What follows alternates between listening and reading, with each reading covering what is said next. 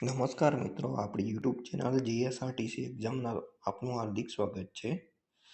આજના વિડીયોમાં આપણે જીએસઆરટીસીમાં જે ડ્રાઈવરની ભરતી આવી છે, જે ડ્રાઈવરની ભરતીમાં અનુભવનું પ્રમાણપત્ર માંગે છે, તે કેવું હોય છે તેનો ફોર્મેટ તમને જણાવીશું. વિડીયો શરૂ કરતાં પહેલાં જણાવી દઉં કે તમને કંડક્ટર અને ડ્રાઈવર માટે ઉપયોગી મટીરિયલ આપણી આ યુટ્યુબ ચેનલમાં મળી રહેશે. તેથી યુટ્યુબ ચેનલ સબસ્ક્રાઈબ કરી લેવી, તેમજ ટેલિગ્રામમાં પણ મળી રહેશે. ટેલિગ્રામમાં સર્ચ કરશો જીએસઆરટીસી એક્ઝામ એટલે તમને અમારી ચેનલ મળી જશે. તેમજ હું તેમની લિંક છે એ ડિસ્ક્રિપ્શનમાં મૂકી દઈશ, ત્યાંથી તમે ડાયરેક્ટ ચેનલમાં જોઈન થઈ શકશો. તો ચાલો હવે આપણે અનુભવનું પ્રમાણપત્ર જોઈએ.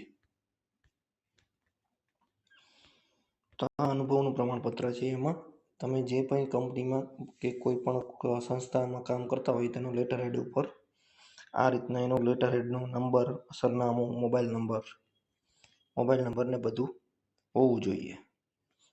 અને નીચે અનુભવનું પ્રમાણપત્ર આવી રીતના સર્ટી લઈ અને આ પ્રમાણે સર્ટી હોવું જોઈએ. જેમ કે આથી પ્રમાણપત્ર આપવામાં આવે છે કે શ્રી, પછી તમારું નામ, તમે જ્યાં રહેતા હોય ત્યાં, જિલ્લો, તાલુકો, પછી તેઓ ડ્રાઇવિંગ લાઇસન્સ નંબર, ત્યાં તમારે લાઇસન્સ નંબર નાખી દેવાના.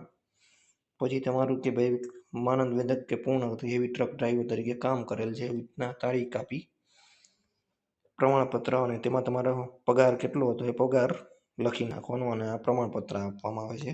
અને નીચે એમનો સહી સિક્કો કરાવી લેવાનો. એટલે આ મુજબનું પ્રમાણપત્ર તમારે જોશે. જો મિત્રો તમારે પ્રમાણપત્રનો આનો ફોટો કે આ રીતના પ્રમાણપત્ર જોતું હોય તો પણ એ પણ હું મારી વોટ્સઅપ ચેનલમાં મૂકી દઈશ, જેની લિંક આ ડિસ્ક્રિપ્શનમાં મૂકેલી હશે. જો ન મળે તો કોમેન્ટ કરજો અનુભવનું પ્રમાણપત્ર, એટલે હું તમને મોકલી આપીશ. વિડીયો તમને ગમ્યો હોય તો લાઇક, શેર અને સબસ્ક્રાઈબ કરવાનું ભૂલતા નહીં. Thank you.